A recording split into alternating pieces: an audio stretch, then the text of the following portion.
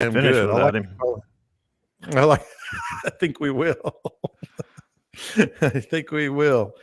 I don't have anything else. You guys got anything you want to hit? I'm barely alive, so I don't know. Okay, so Dean's barely alive. My knees hurt. And your knees hurt. And remarkably, I don't have any major issues at this point. All I got is water in this cup today. Well, yeah. Got to get that hydration. Gonna be a slow day.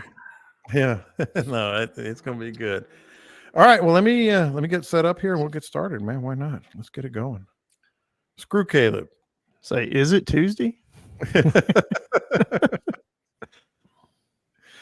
Oh boy. Let's see. All right, here we go.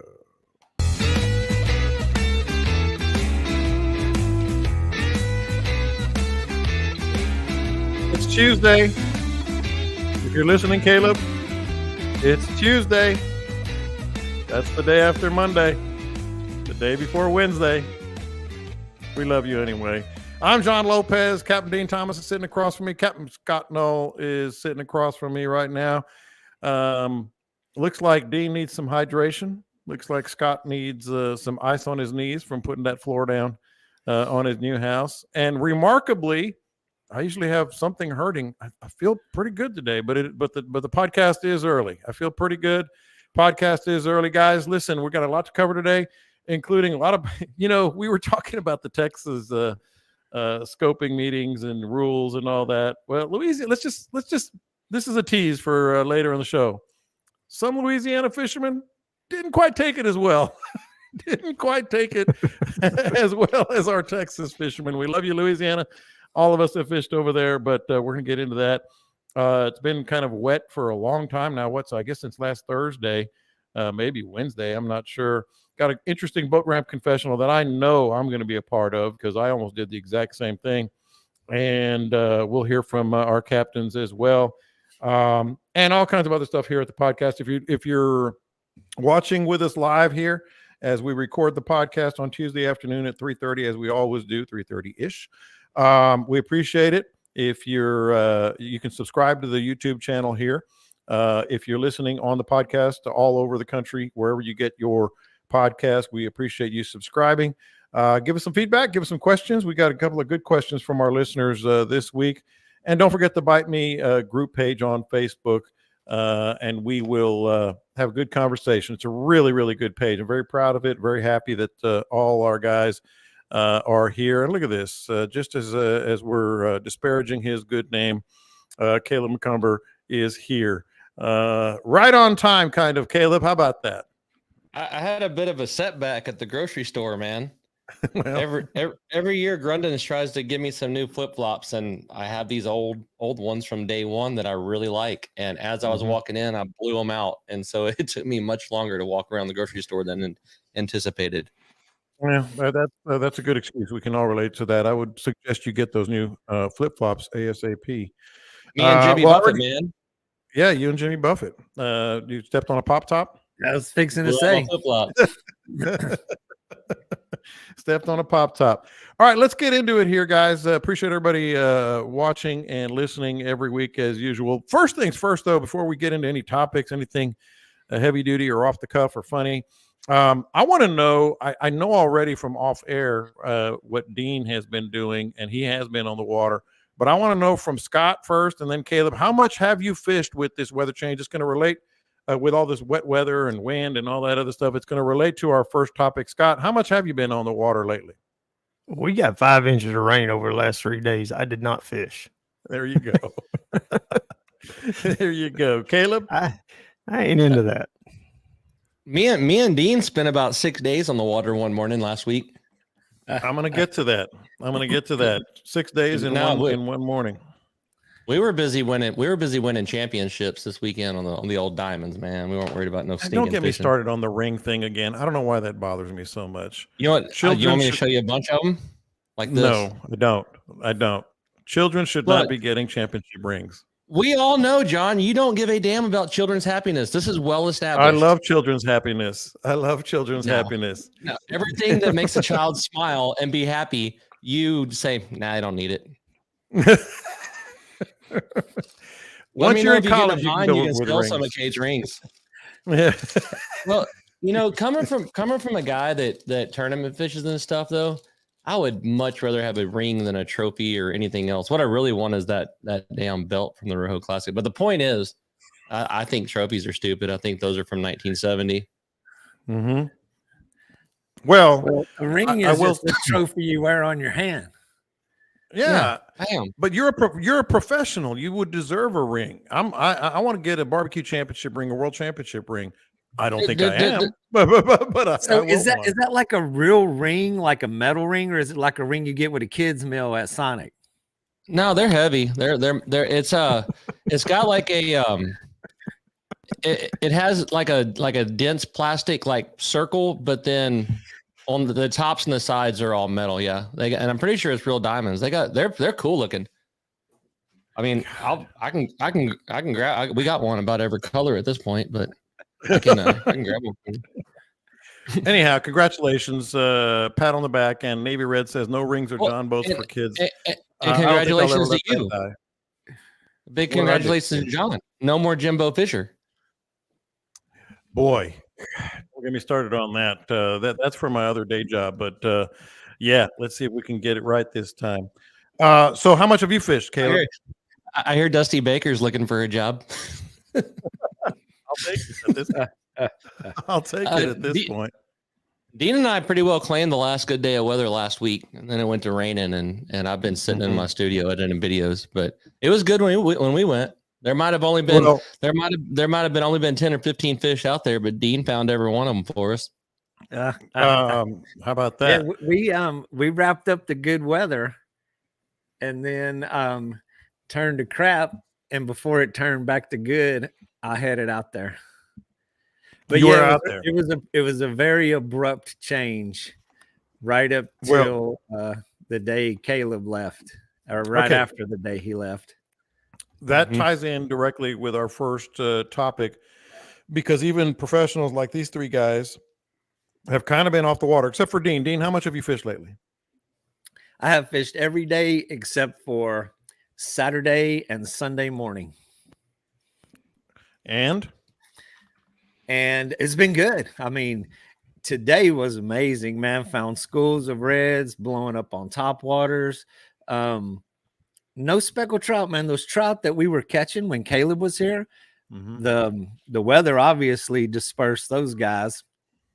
But I had some guys for Sunday and today, and the weather was still bad on Sunday morning, so we just postponed. And as soon as the rain passed on, I mean, we jumped in the boat and took off, but we were still on the tail end of that storm, so we had some very, very gusty winds. We had winds gusting easily to 30, but we played it safe. I didn't go on a long, crazy boat ride, went to where we could fish, and we had 3 hours. We fished from 2 to 5, caught a couple fish, and decided to run in before we got caught in the dark and such. And then went straight back at it this morning. And today was exactly the opposite. Absolutely beautiful. The water that was all muddied up from the rain and the wind cleared up overnight. We had beautiful flats, crystal clear water in a lot of places, and did pretty good. all right, well, but regardless, I think all three of you guys can relate to what a lot of our listeners and yours truly are feeling right now. Because I have not been on the water. I had my granddaughter's first birthday, and then the weather and all that, so it ended up being a good weekend to miss. But how being off the water because of weather affects the next trip. And there's a lot of ways you can go with this. Scott, I'm going to start with you, because kind of what the fish are doing, what you think they're doing, and how you approach it when, let's say you've been, I think you said you've been off the water, 4 or 5 days? Correct me if I'm wrong, but how does that, like, our listeners are going to be going out. It looks like it's going to be, we'll get to what Scott do, et cetera. But it looks like it's going to be, something in the next few days that you can fish. They haven't been on the water in a long time. So what the fish are doing, what you think they're doing, and how you would approach it, Scott. I just go by what happens year after year after year. Around this same time, I know the redfish are going to get up shallow. and they're going to hang out and they're going to do their thing, chasing whatever shrimp are left. As the shrimp get moved out, they're going to start chasing some bait fish. It'll get easier once the shrimp are gone, and the redfish will be a little hungrier up there, and a lot more likely to eat. The water will clear up a little bit because it's getting cooler, and should make sight casting really, really good. So typically what I'll do is I'll go find an area that I've traditionally have found fish and start there. And then if that's not working, then I go to plan B, plan C, plan D, you just keep moving on down the line. But it all revolves around where I've caught fish this time of year in the past. And we get these questions, Caleb, about rain and cooler temperatures on the water and stuff. Have you found that it affects the behavior? I mean, Scott just laid out, I'm sure what you also would be doing, but what about the behavior of the fish and the rain? Man, yeah, the the freshwater, it'll push some stuff around, but from now until about, I'll give or take New Year's, unless we actually have some sort of crazy cold December, which I can't remember ever having one. All you're doing right now is looking for tolerable winds with decent watercolor, and what's it doing to the shrimp and the bait. I mean, on the middle coast for sure. When I was with Dean last week, we found shrimp in the grass and everything, but from the middle coast on up, all you are looking for to go have a good day right now. It's not about secret spots. It's not about outthinking anything. Is the wind going to let me fish? Is it 15 or below? Has it been a day or two since some bad wind? Is the water cleaned up?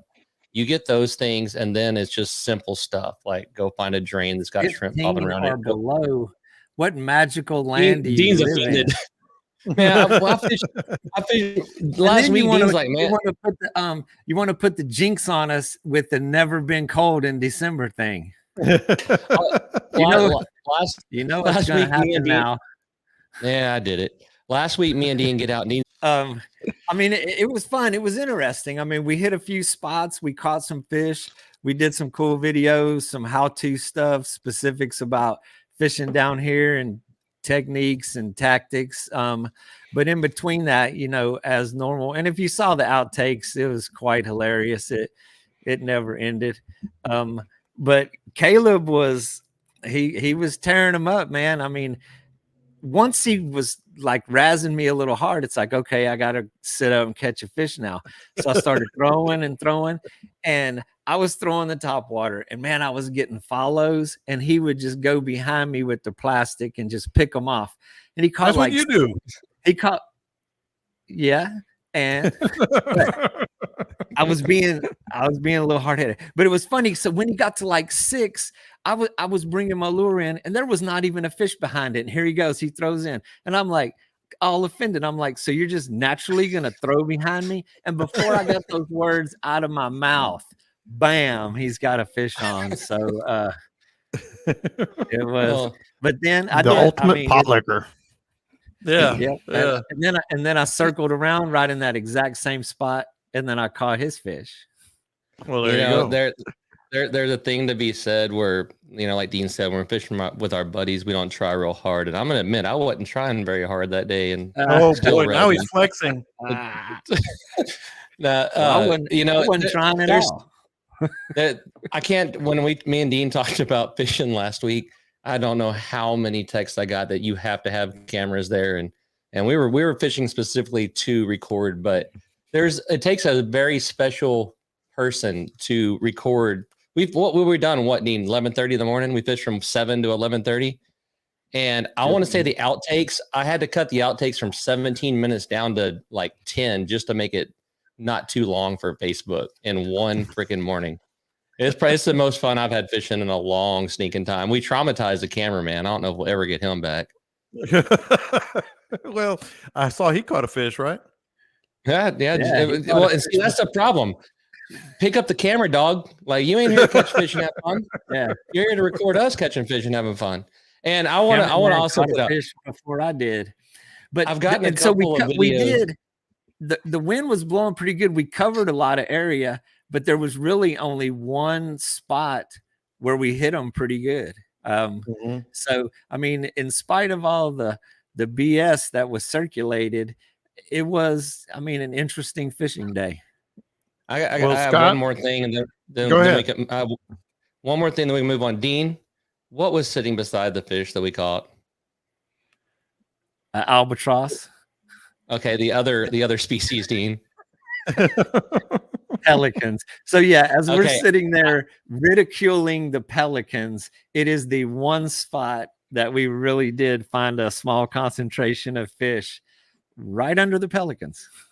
Well, Well. and so the point is, I've gotten several messages about the video that Dean and I did about pelicans and how useful they are.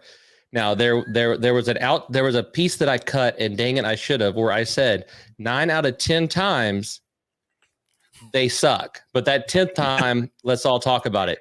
Everybody chose that 10th time to let's all talk about it because, oh man, pelicans this, pelicans that. When the tide is 18 inches low and is 30 degrees, you better watch those white pelicans. That's the 10th out of 9 out of 10 times, guys. That bird can But still Scott- kiss my butt. And y'all may love them. Scott probably loves them. He probably fishes pelicans right along with no barometer. Me and Dean, not so much, man. I'm with you on this, Scott. Like pelicans, you are just completely unpredictable, and he is 100% right. 9 times out of 10, it's nothing. But there is that 10th time, and it can be pretty glorious. We've talked about it on this podcast. What are they eating? So is the Nothing, 10th nothing. time? What is the 10th time random and arbitrary? Is there some science we can apply to yeah. this? I feel like Dean's point was we watched them put their face in the water 100 times and they haven't caught a damn thing yet. Scott? Dean made 100 casts, and what did he catch? Oh, I did not cast 100 times. But the fish were there. Mhm. Well, If they're up on the flats, they can surround mullet and stuff. Yes, they can. But I can't tell you how many times I've seen pelicans just bombing the water on the beachfront or doing something in the bay, and I'm like, I'm gonna go check that out. And yeah. And so let's don't say Sunday- 9 out of 10 times. Let's say 90% of the time. On There we Sunday go. afternoon, when we were fishing in that ferocious wind, those brown pelicans were bombing the water all around us. I mean, they would bomb it, they would get up, they would swim 20 or 30 feet, bam, right back down there. It was crazy, but I could not I didn't see them come up with a fish, and it certainly didn't lure me into any fast and furious action. We can argue that, yes, they see mullet, they're marking mullet, they're bombing mullet. Dean, how many mullet were on that flat? Is there that doesn't mean there's trout or redfish around that mullet. No, there was like 100 million mullet. Yeah, 100 wanna billion. I want to know how 9 out of 10 is different from 90%. I'm just trying to make Scott happy. It's like, let's not say 9 out of 10. Let's say 90%. Yeah, the Okay. pelicans are right Look. 10% of the time.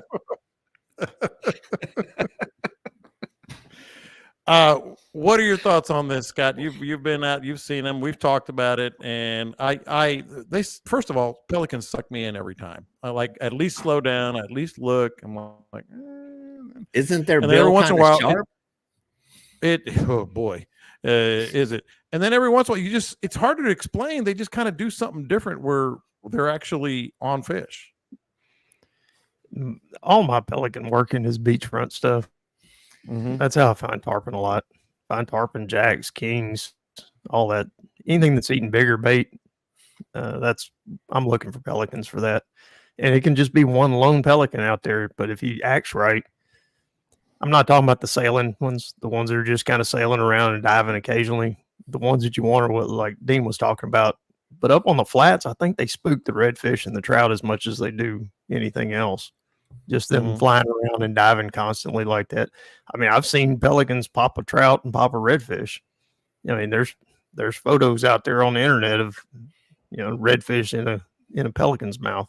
So I mean, pelican can eat a hell of a big fish. I've taken those photos. I have those photos. I've watched a flock of white pelicans totally decimate a school of redfish. Yeah. So, I mean, of course they eat fish. And yeah, I mean, I can get with that they spook what's under there. Any bird spooks a fish. Their danger comes from above. Look at a seagull. I mean, a bagel. That's something else I learned this week. Look at The a old bagel. bagels. And when we see the one that is not quite white, he's got a little bit of like a tan color to him. He's a buttery bagel. He is a buttery bagel. I see what you did there. What were you going to add, Caleb? So let's actually do some intelligent thinking for just a moment. We're 21 minutes live, and I think When we he can starts get stuttering, it's not going to be intelligent. we can get 2 minutes in here. So if you're fishing pelicans on the beachfront, the reason you see a seagull working in the bay is because fish have pushed bait to the top and the seagulls are on it. So it could be argued that your tarpon or your jacks or whatever have pushed a wad of mullet up, and now the pelicans are taking advantage of it. And I 100% buy into that. I buy into when I'm in a back lake or on a flat and all those pelicans are pedaling in a circle, they probably got some mullet milled up. I buy into whenever there's a big tide dump happening and all them white ones who are good for nothing are sitting out in front of a drain that dump is bringing a bunch of bait there, and there's probably fish with them. My thing is, if I'm in less than 6 feet of water, I really couldn't care less what a stinking pelican is doing.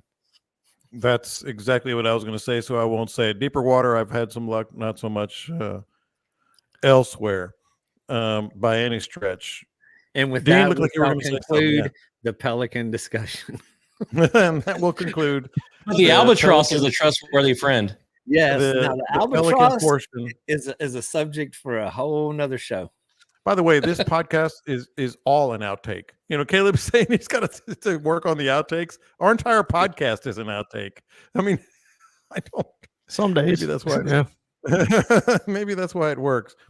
Boat ramp confessional early, and then we're going to get into some interesting questions from Louisiana. That I went down a wormhole, man, and I was just like reading all kinds of stuff. So, listeners said that he lost a fish in the boat in a tournament.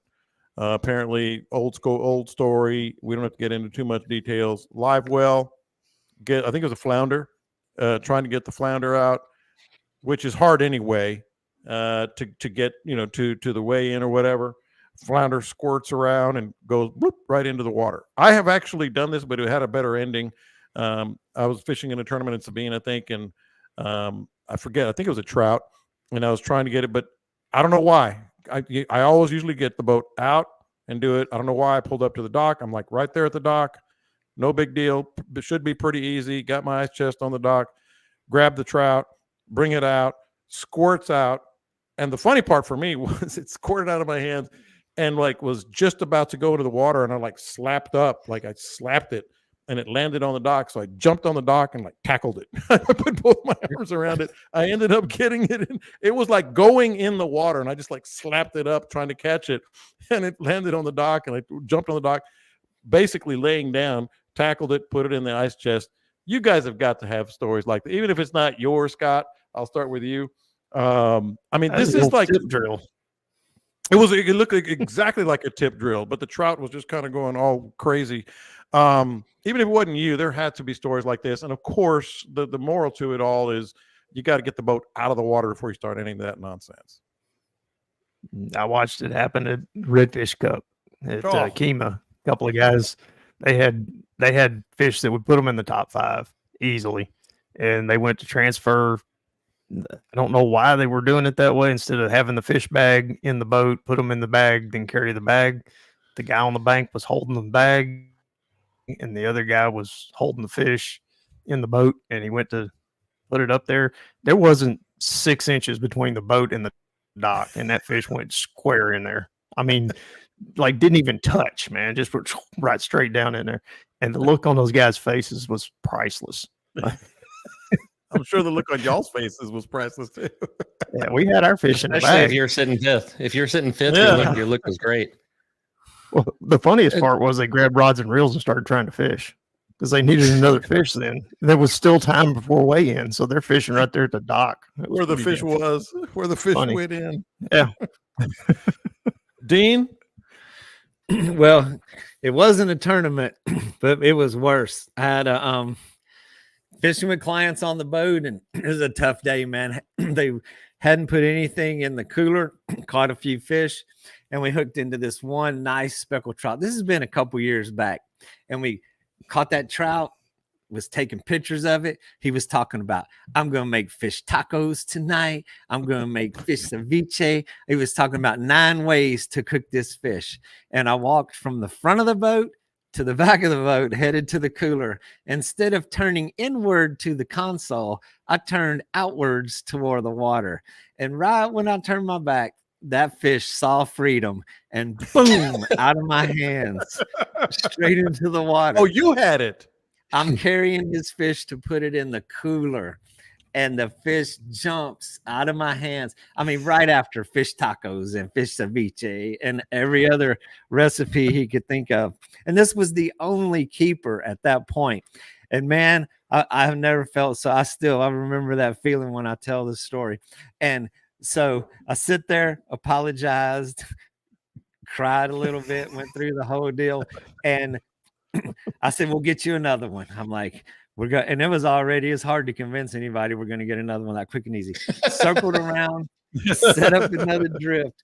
But the happy ending to the story, as we're drifting, I see this silver white thing floating out there in the water. That trout went belly up. It didn't survive the release. So as we're drifting, I looked over there. I was like, there ain't no damn way that's our fish. And idled up to it and netted it out of the water. Boom, we got our fish back.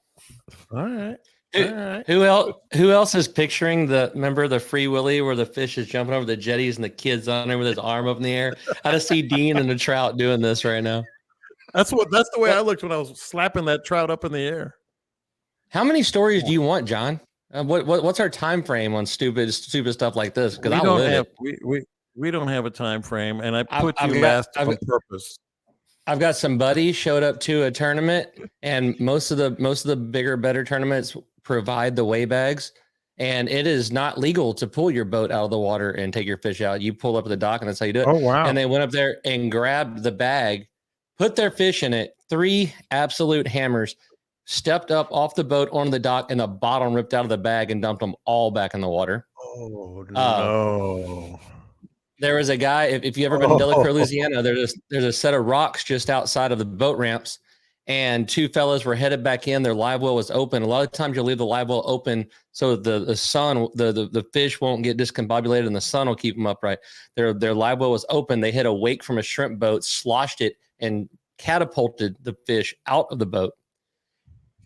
Fish went in the water. It was like an 8 1/4 pounder. They stopped on the rocks and started throwing rattle traps and caught an 8 1/2 and came on back to weigh in. Oh wow! I'll shift. I have so many tournament and stuff like that. I'll shift over to the guiding aspect, however, because Dean brought up all kinds of repressed memories. About a couple years ago, I had three guys on my boat, and one of them catches like a 6-pound redfish or something, which is a good redfish, but he's not a picture fish on my boat most of the time. He catches the fish. We're catch and release, right? And so he catches the fish. I'm like, hey man, pretty dang good fish, atta boy, and he gone. And everybody just staring at me, and I kind of got that awkward like, what? And they're just looking at what? And they said that was his first redfish ever. He just wanted to take a picture with it. Oh, that's cool. Yeah. All right. Sir, Yeah, well, he's such a dang good fisherman. I never would have thought that, fellas.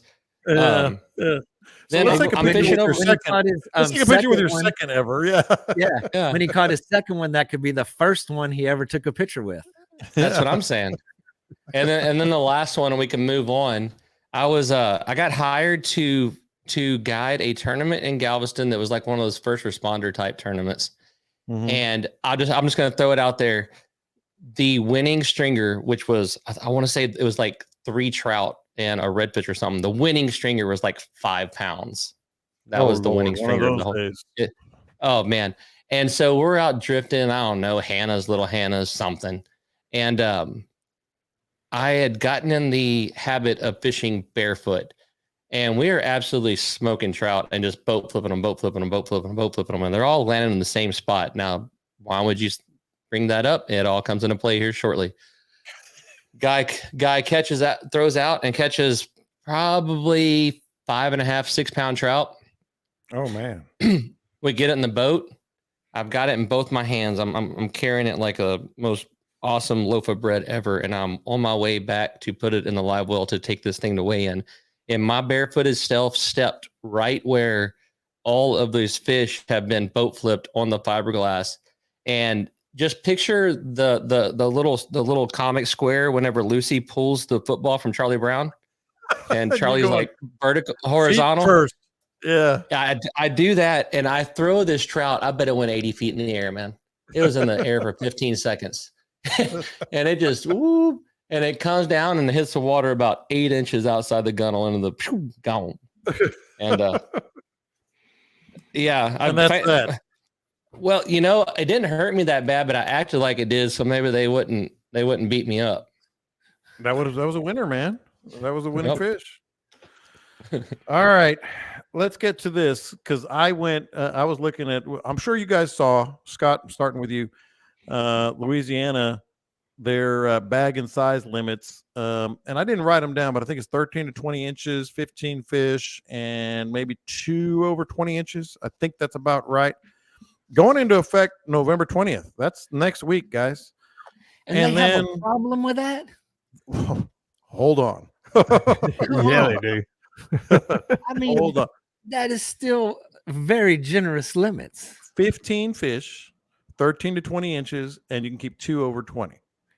And they're upset And- about that. And they're upset about You it. know, yeah, Go ahead. you know, November 20th is my birthday. Louisiana giving me a little present, even though I couldn't care less about a trout in Louisiana. If they had changed redfish and did it on November 20th, it would be a good time for me. Well, Well, and you- apparently You they were throwing your going birthday to. out there so you think you get a cupcake or something? Yeah. That's That's my birthday. Y'all better sing next week. You better sing next Yeah. week. I I want to wear. I want to wear a sombrero and get whipped cream put on my face. That's a different club where they do that. and the soft serve ice cream on the way out. That's right. So, and also they were going to do redfish, and they, according to the Louisiana Wildlife and Fish, isn't it LWFD, whatever it is, but they didn't have enough, I guess, consensus for that. But they're going to do it later on. But they're doing the trout right away. So then I went on to Scott, a message board, a Louisiana fishing message board. Big mistake, because the next hour and a half, because the next hour and a half was reading various people who were complaining about this new law, these new limits. So I'm going to read some of the questions that just kind of stood out to me. I mean, some of the statements that just stood out to me. I'll kind of go around the horn. I'm going to start with you, Scott. So I'm going on this message board. And to be fair, a lot of Louisiana fishermen were saying, come on, man. Like, come on, this is fine. We need it. The trout numbers are down, et cetera, et cetera. But there was always a handful that just kept coming back. And you know how that works on a Facebook post. Once a guy takes a stand and everybody comes at him or other people come at him, he's in it with 75 more posts. So this is the first comment that I saw from one of them. There are no supporting facts that the trout population is in trouble.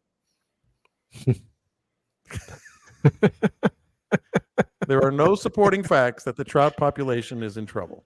Yeah, that's all fake science. I can hear it now. Mhm.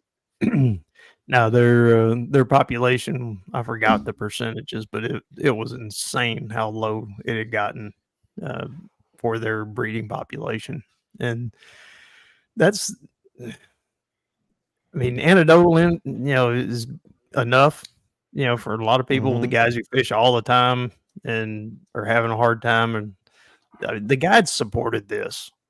That'll tell you a whole lot right there. Louisiana guides came in heavy in support of this. So that's just anecdotal, but then also you had the science side of it where they were doing the surveys, and there's no doubt their trout were in trouble. I mean, not like they're going away, but they were not what they needed to be. Yeah, no. And the fact that they're acting supporting so fast, Gene. they're acting so fast on this. That's great for the powers that be that they are.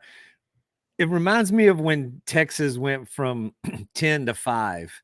I mean, it was bloody murder on the streets. You're going to put us out of business. You're going to turn us into outlaws. And I went to the scoping meetings, and there were guys in the hall screaming, "This ain't over. I know where you live." I mean, it was insane. So it's probably the beginning of the evolution of conservation in Louisiana. I've said this 100 times before. Florida, it leads the coast in the evolution of conservation laws. They almost fished their fishery to its demise, and then they understand what the value of those fish were. Very strict regulations, closed seasons to protect the fishery. Texas is about 10 or 15 years behind Florida. Closed season on flounder, stricter regulations on trout. I mean, everybody's starting to understand what those fish are worth to your state. They're what's worth to your people. It's what it's worth to people's happiness to have that resource out there. And Louisiana, I mean, you think we got rednecks in Texas? I mean, we're getting a fine example of how it is. So it's shock in the beginning. It shocks everybody that there is such a concept as conservation, and there's going to be a huge rebellion.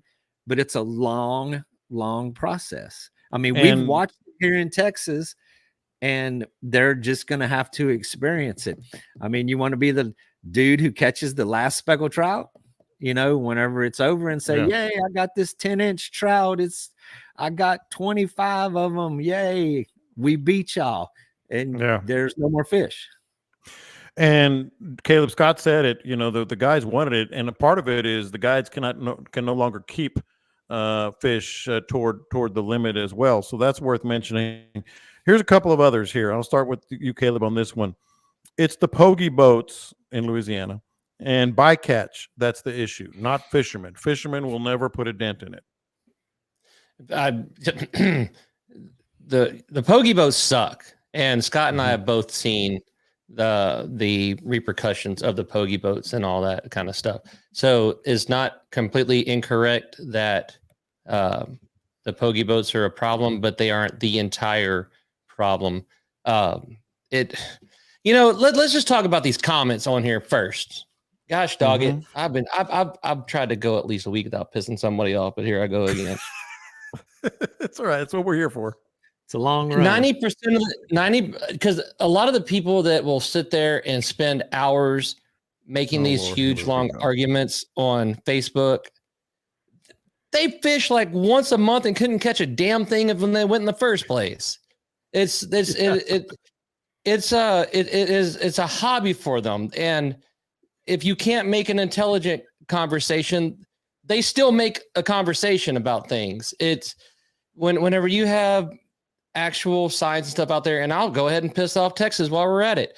The way that Louisiana jumped straight into, oh crap, we better do it now. That's Texas's thing too. They just have a better way of saying, well, we've been watching and now we're going to do it now. That's bullshit. They see some studies, they freak out. It's that bad. We got to do something now. Scott, am I wrong?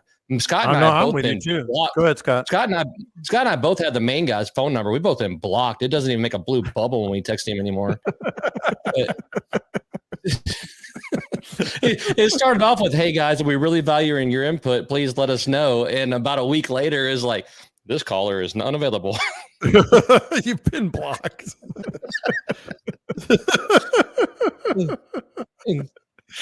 Well, that's a him problem, Caleb. What do you think, Scott? Yeah, it kind of went that way. Pogie boats are a real mess over there. They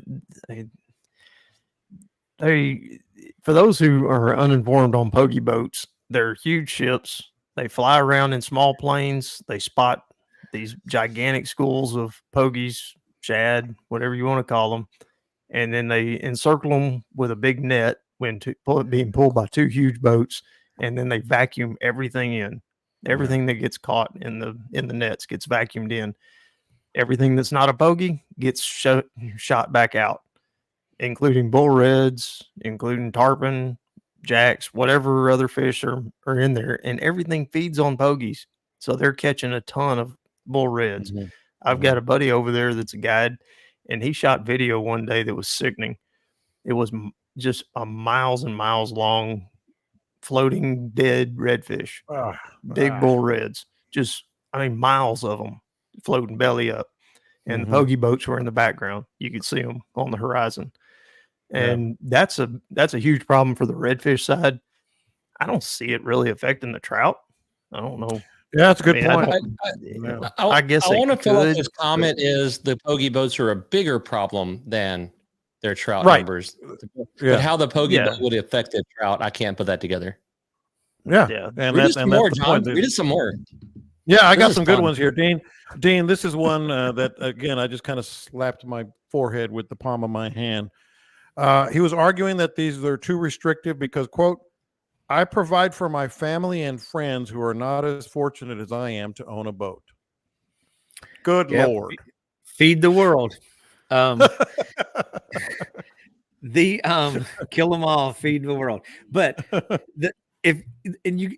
we talk about other problems that are affecting the fishery. It is, if you want to look at the fishery, it is multifaceted. We have runoff that pollutes the water. You have industrial encroachment that pollutes the water. You have development. They cut canals. They're removing marsh.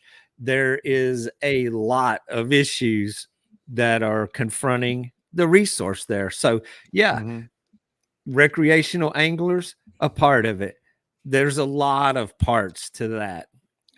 So there's theories that are going to run rampant for sure. So you can go and attack any one of those areas for discussion, but there are, you got degradation of the marshes, and then of course the food sources, the pollution, it goes on. I just go back to but going out there and catching and just so you can feed your neighbors and friends, That's not the true. biggest. That's the biggest cop I've ever heard. Look right here on the screen.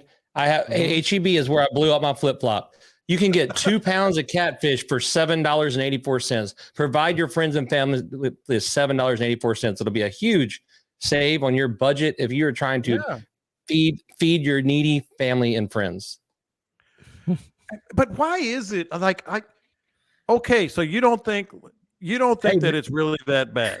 But what in your mind as a fisherman, and any of you can jump in here, but what in your mind as a fisherman makes you think this is the best way to feed my family? Hey, mix in some pork chops. They're quite affordable. Do they have to have fish? You can get chicken nuggets and fun dinosaur shapes. Oh, man. That's the big. Yeah. Whenever people say I'm just trying to feed my family, they have been cornered in an argument and have nowhere else left to go. So maybe if they say they're just trying to keep their children alive, you'll leave them alone. Yeah. And Scott and I became friends just over Too Cool Fishing back whenever it was something. The arguing with people, like whenever I finally met Scott and I was like, "Oh, I'm so and so," and Scott's like, "Well, and both of us had about 7 accounts, but we knew most of them." And oh yeah, oh, you're cool. No, I'm trying to feed my family. I'm just. Yep. Okay. Man. Next, I've already ticked off about 10 people. Let's not add another 10 to it. All right. Let's just tick them off. By the way, we love Louisiana. Let me reiterate, we love Louisiana. We've been there a lot. Let's say this. Nothing We can say this. 9 out of 10 excuses are bullshit. And if you don't like that, 10% of excuses aren't bullshit. That's better. That's Okay. better. Scott, this is right in your wheelhouse. One of the arguments that somebody posted, there is no evidence a released trout lives.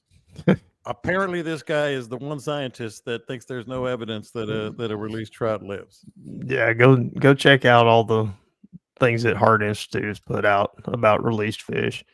And they did a study on fish from trout tournaments, and those fish get beat up. And they're caught, they're put in a live well, they're toted around all day long, then they get weighed in, then they get put in another live well to get released. And they tagged some, they caged some, and they did a survey on them and kept track of how healthy they were, and the mortality was very, very low. And Yeah. I get it. That, CCA had they did a survey or a guy.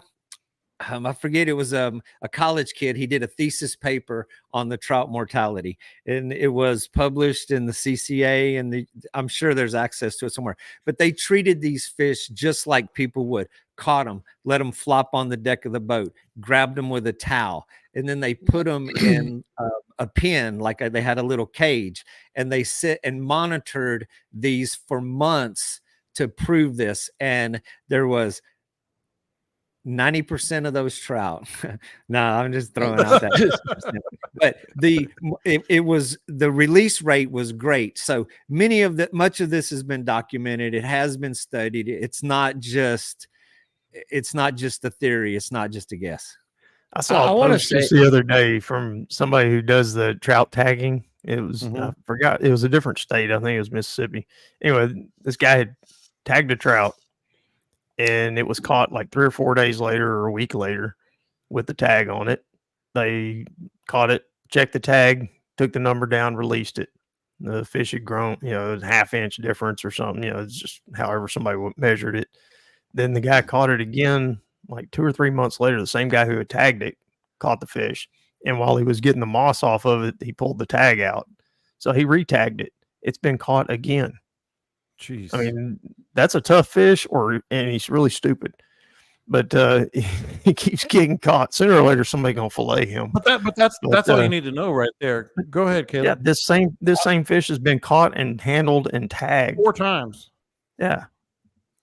That fish is about as dumb as I am, man. Was the fish's name Caleb?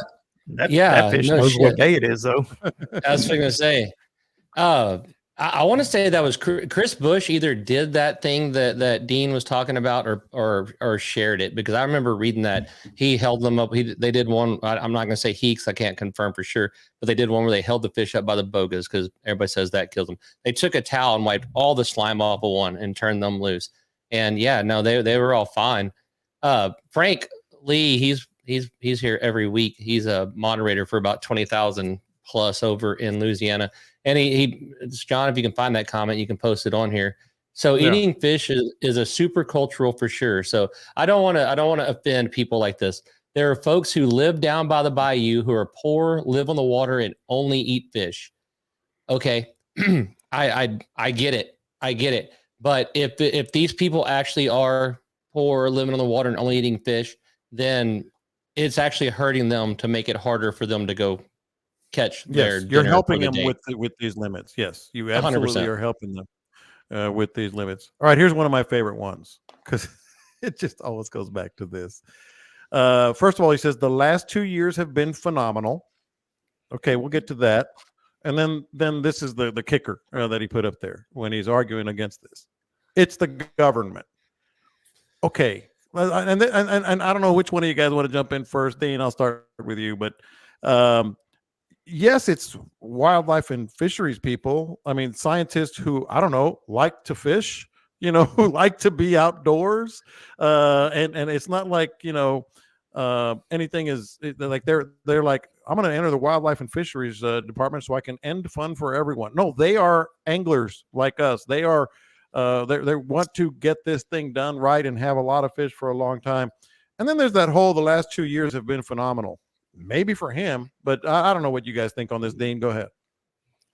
I mean, I don't even know where to go with that one, man. The people that make it to those positions, they dedicate their life to conservation and science, and they are not accidentally in that job. I mean, and it's not a conspiracy to keep you from catching fish that they put somebody out there to ruin your life.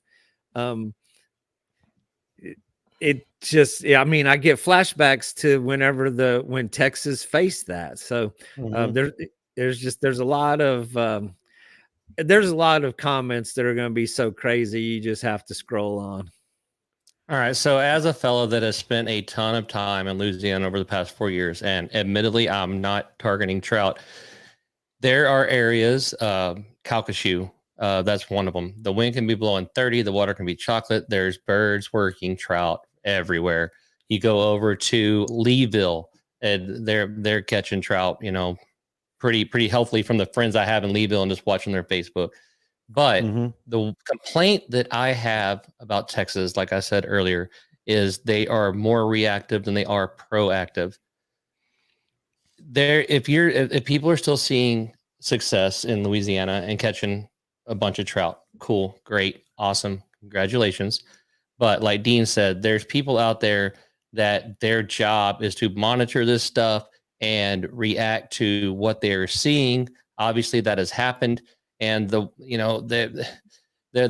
see this argument all the time. It's the government; they want to take stuff away from you. And while that may be true on April 15th, and from what I've seen or happen around here, is they are less willing to do that because of the backlash that they get and all the calls and emails and letters and all that kind of stuff. And I can only blame that as why Texas is more reactive than proactive. Maybe, I don't know. But long story short, they don't want to deal with everybody being mad at them and blowing up all of their forms of communication. So if they're making a call, there is a reason for it. Make fishing fun again. We want to go out. We want to catch fish. We don't have to work our butts off to have a fun day out there. Take that, wear that, live in that mindset, and you're going to be all right. And one of our live stream listeners posted a question. I don't know where you guys stand on this as much as I talk with you three fellas. I hear that all the time. I don't even know. I deal with. Well, let me read the question. Let me read the question. This might ruffle some feathers. This is from Justin. But it's a question out of curiosity. Would limiting the amount of guides licenses being distributed help lessen the pressure on game fish? I honestly, as much as I talk to you three guys, I've never really talked about this or if it's even feasible. Where you stand? If it may be feasible, but I don't think that it would be legal. I mean, you can't stop people from working and from getting a job, and you have supply and demand. So you're going to have a certain amount of guides that are out there. You can't limit the guides. So can you limit people that are moving to Rockport and buying a boat and going fishing? Can you limit people from buying boats? Can you limit anything? The only thing you can legally regulate is what comes out of the water. So amongst the guides, amongst the recreational fishermen, amongst the fishing people of everybody, the only thing you can realistically regulate is what comes out of the water, and that is in the form of limits. The guides are going to be living by the same limits that every other fisherman lives under. So to say, limiting guides, that's another one that you can throw out there, but it doesn't really make sense. The guides are taking people fishing to catch their fish. The guides aren't catching their limits. People are going fishing to catch their limits, to catch their fish. So it's, how do you say that the guides are the ones that are doing the most harm to the resource? Because they're building hundreds of houses along the coast, thousands every day. Every one of those houses has a boat under the carport. Those people are going fishing. Are you going to say those people are going to be limited somewhere down the line? So the only thing you can limit is what the people take out of the water. See, I don't know if you guys have anything to add there. Go ahead. Yeah, I thought that was well put. Yeah, no, I mean, Dean's spot on. That being said, so people don't feel like that I'm trying to be biased in the deal, I've actually backed off on how many redfish trips I'm doing this fall because I've seen what's happening in my area and I don't want to contribute to that. Even though we aren't keeping fish, there's certain things that I do and I'm not saying that I'm smarter than every other guy out there, but there's certain things that I do that most of them don't, either because they're not capable because of the customers they have or whatever, that I'm not willing to go show people right now. Right. But the statement Dean made, and I love you, Dean, and I know you say this because you don't do this, but the statement that guys don't catch fish for their customers, a guide will absolutely load up a box for customers. If they have 4 people in their boat and that guy can catch 20 trout, he's going to fill the boat. They're going to go back and they say, all my people caught limits by 9 a.m. It's great. It can't be a coincidence that I am scrolling through my Facebook and I see X guide over here with 2 customers and 3 limits of trout and 3 limits of redfish on the table. Well, maybe one of those people is at the truck. I see it too much for it to happen all the time. Guides are keeping their limits. It's illegal. They're not supposed to. I'll attack Parks and Wildlife again. They're sitting their ass down at Cook's Camp trying to write tickets for fire extinguishers and life jackets instead of checking limits and counting. The way that I see that this would actually work, because not only do I know guides that do it, which I mean, it is what it is. That I know fishermen that are friends of mine, good friends of mine, that they will take 6 people with them to go wading so they can keep more fish. It's not because they like all 6 of them. It's not because all 6 of them are good fishermen. It's not because all 6 of them took their kid to play baseball last weekend. It's so they can put more fish in the box to have a cooler picture at the end of the day. So if it was one way that I could come up with to help things that is not limiting guide license, it would be, instead of a personal limit, you have a boat limit. If you have a guide with 2 customers, you can have, and I'm just making this number up, you can have 10 trout on the boat. If you have a boat with 1 customer, you can have 10 trout on the boat. If you have a boat with 6 customers, you can have 10 trout on the boat. And in my opinion, that would help make a lot of things better. Scott? Well, there's a lot to dig into there, but Let's dig in. Hey, we got topics that can push to next week. This is good stuff. I love the passion from Dean and Caleb on that. I'm curious about yours. Love you, Dean, but there is a legal way that they can do that. They did it with shrimpers. They're doing it with oyster guys. They're doing it with everybody. It's a public resource, and you have a state license, so they can limit licenses. And there's been talk of doing that. And on the federal side, they've already done it. Go try to get you a license to go fishing for, taking people out to go in federal waters to go catch grouper or red snapper or whatever.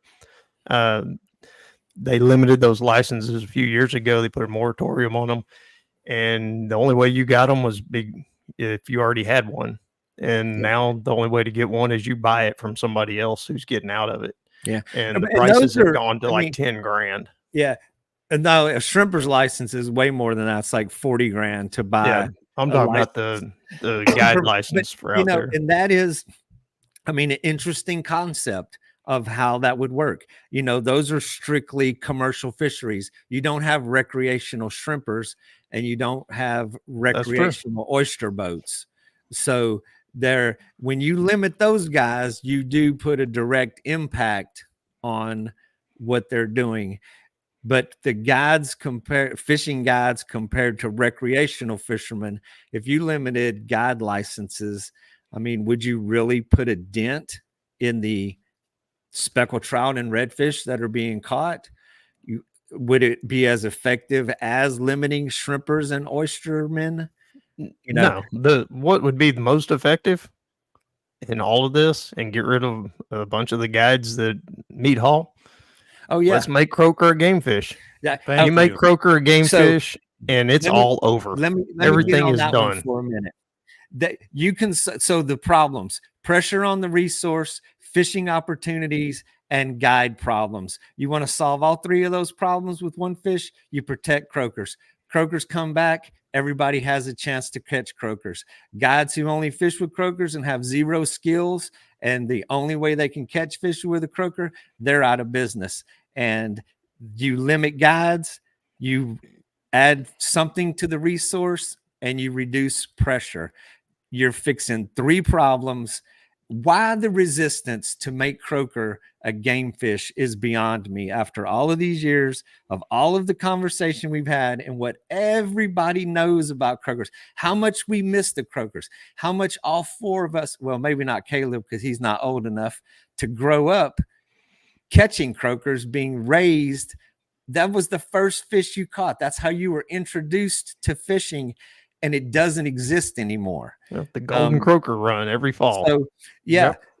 protect the croakers, and you solve 3 big problems to that scenario. I don't really like to get into the croaker conversation. It always ends with I'm just trying to feed my family. So I don't like to get into that. But whenever we're when we're talking about limiting guide licenses, right? Now I haven't done it this year. I've been gone tournament fishing. I've elected to make my income in other forms around the fishing business. But I'll say this, whenever I was guiding 250, 200 days a year, which was 2 or 3 years straight, there was maybe in all of Matagorda, I can say there was 4 or 5 guys that I saw out there as much as me. Most of them, I saw those guys once or twice a week.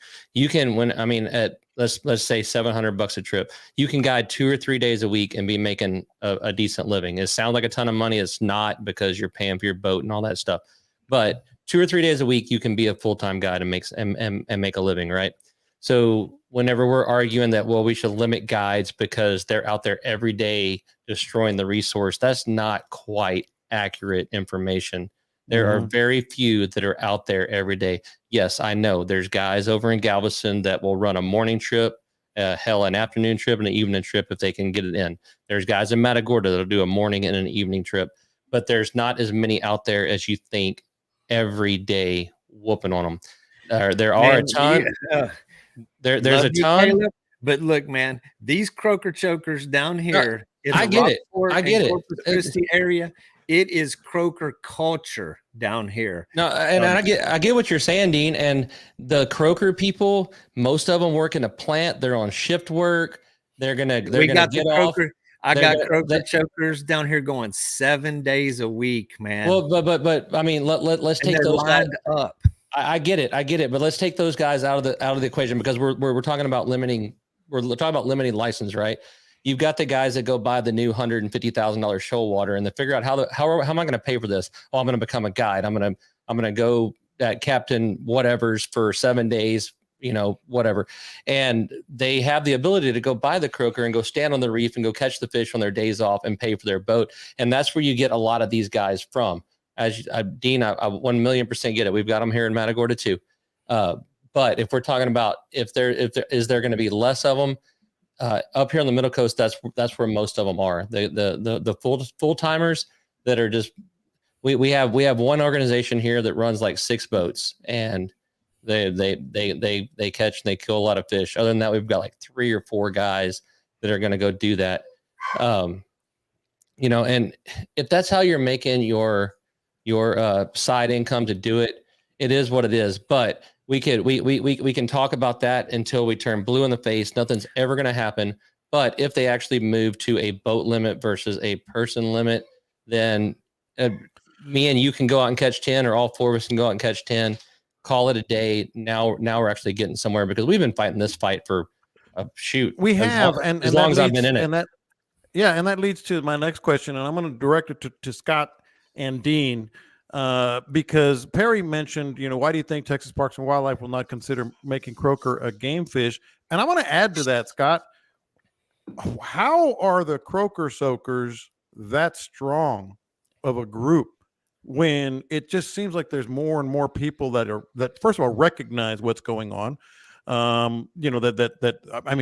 We've all talked about it. Those croaker runs were magnificent and awesome. How is it so strong a contingent that is keeping this from happening? Well, there's a lot of money in it. I mean, that's what it gets all down to. Everything's about money. And there's money from the bait fish side, the bait camps.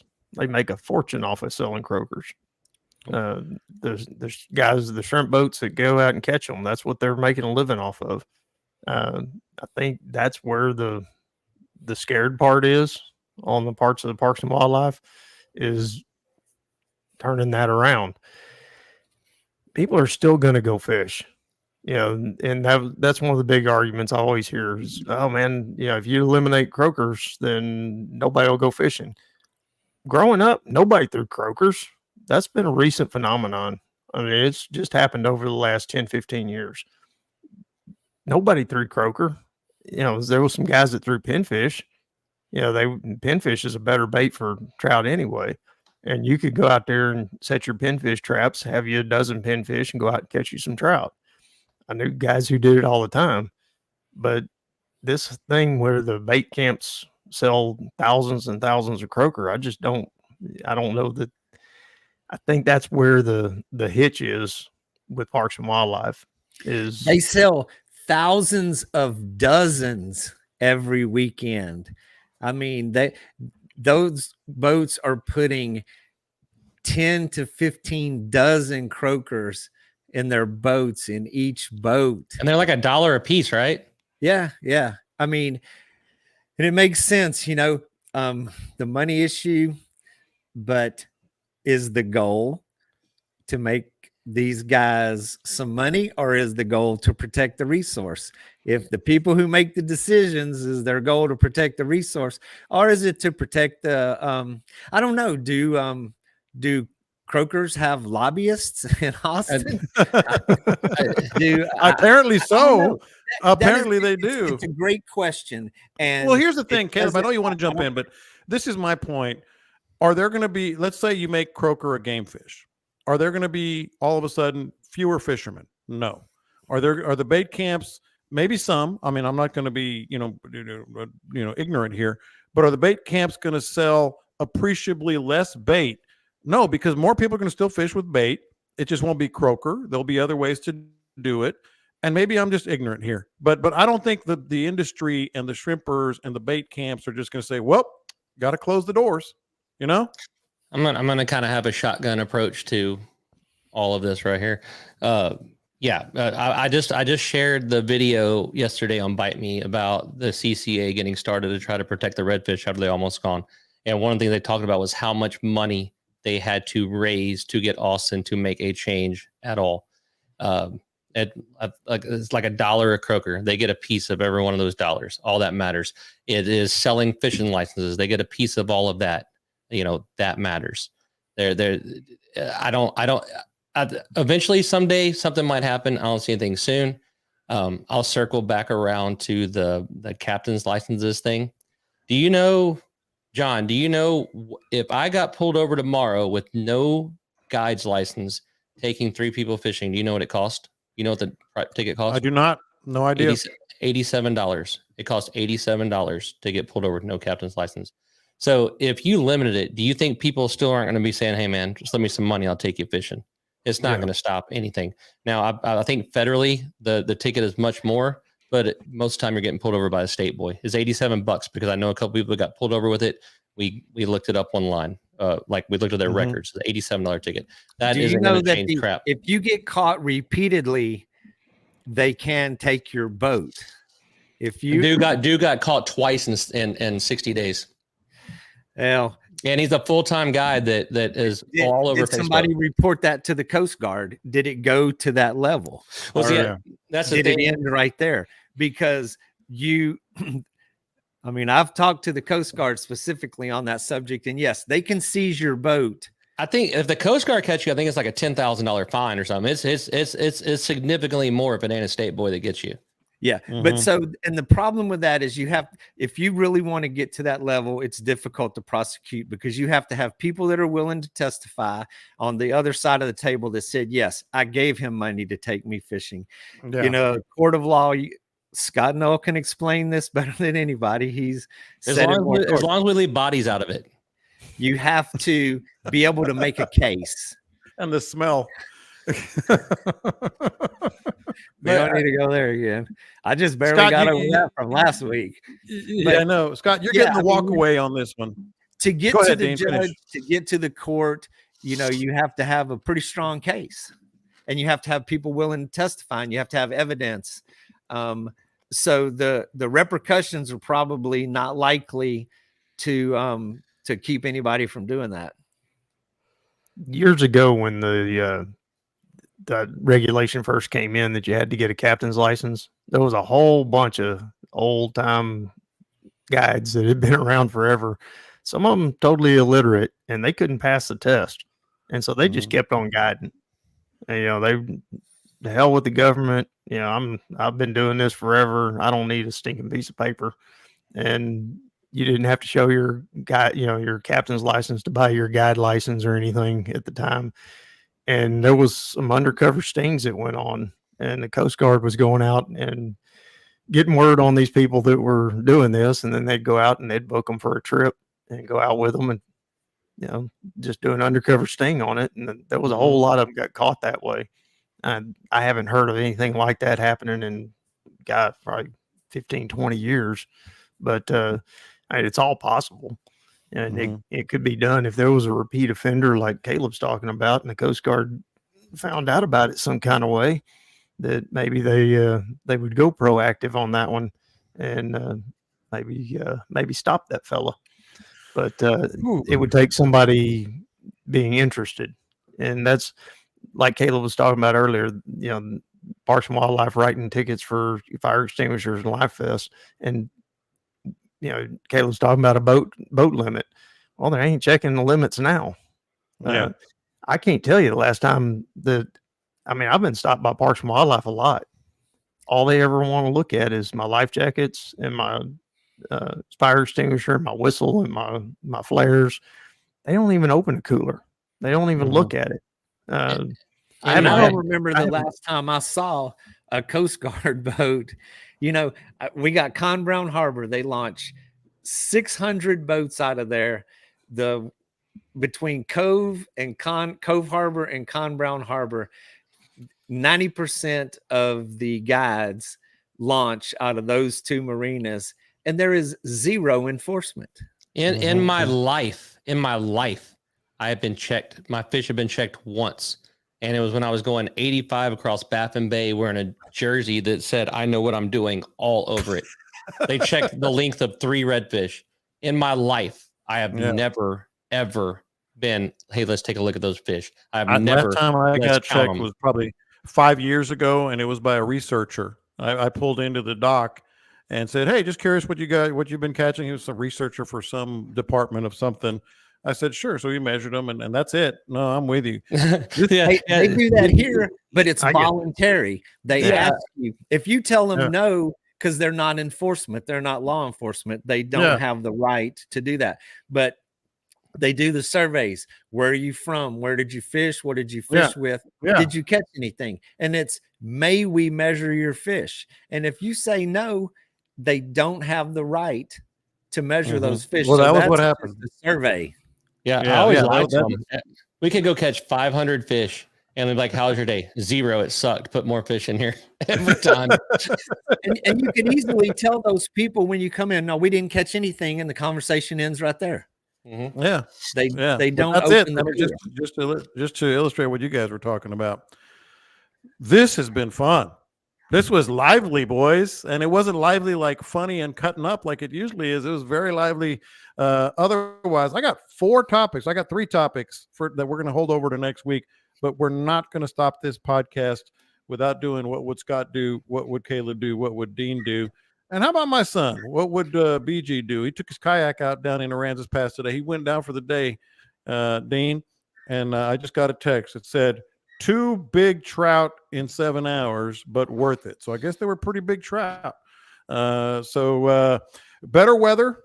And certainly we got mid coast and lower coast, and we know about the upper coast. Dean, I'm gonna start with you. You've been out the most recently, and we got a lot of people that have the itch, including the guy talking to you, and are going to want to get out this weekend. What would you do?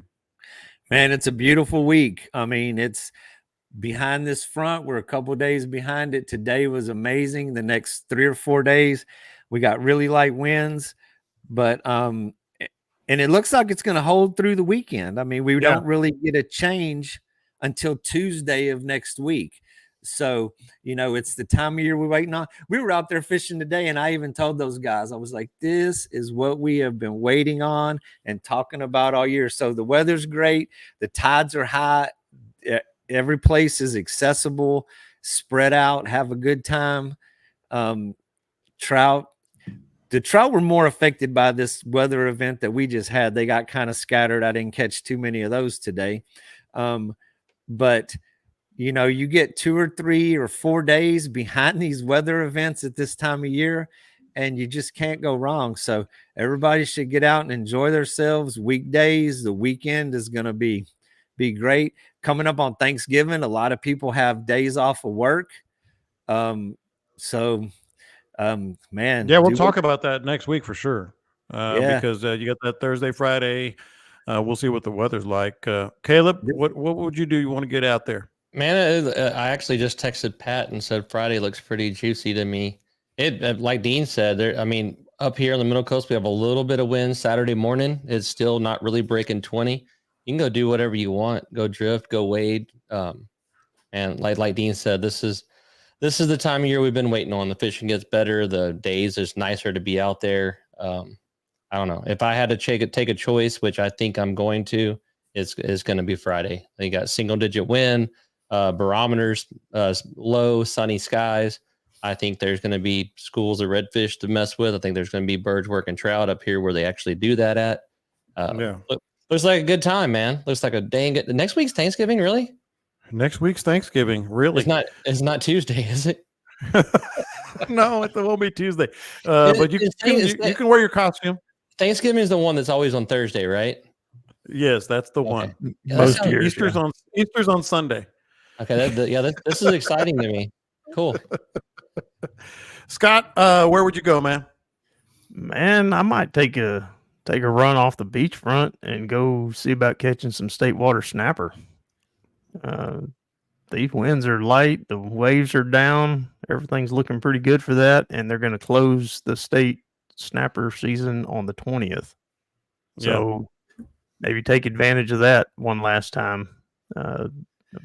Single digit winds and single digit waves. Waves are looking like 1 to 2s. It'd be a good time to bust out through the jetties and slide out there and pick up some old state water snapper. Hey Scott, what are you doing Friday, Scott? I can come video with you. I don't know. Oh God, he just got busy. Me and Scott's daughter had a 3-hour conversation about how Scott is completely useless to us until 11 o'clock at night when he starts sending us memes. I hear she's your therapist too. Yep. That's why you talk to her. I need help, man. I need help. I'm a mess. Yep. Man, who the hell is awake at 11 o'clock at night? No kidding. Me and Aaron, whenever Scott's sending us memes. All right. I'm going to be asleep in about 2 hours. Any news? Anything we need to share? Oh, I'm gonna be down. I'm gonna do the Salsa Fest on Saturday too, man. We're We looking forward to seeing John Lopez in the neighborhood this weekend. Well, my daughter has got a great salsa, so she decided to enter the Salsa Fest in Aransas Pass. But I'm glad I remembered that.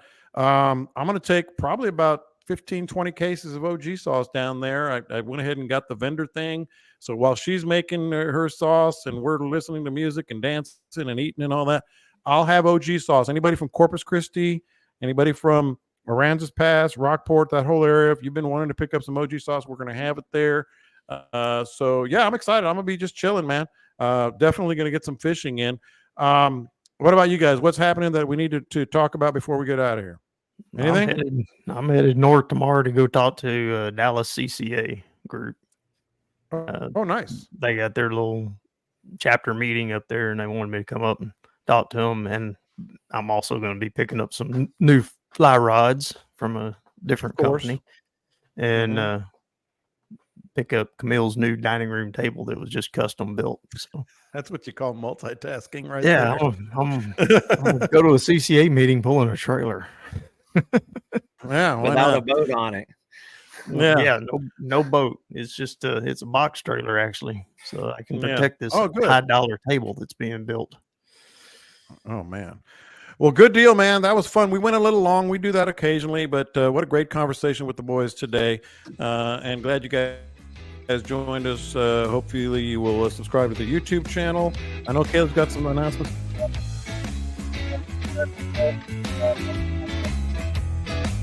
All right. Catch a lot of fish. I'm going to be fishing at some point when I'm out watching salsa be made and selling some OG sauce, but catch them up. We'll talk to you next time.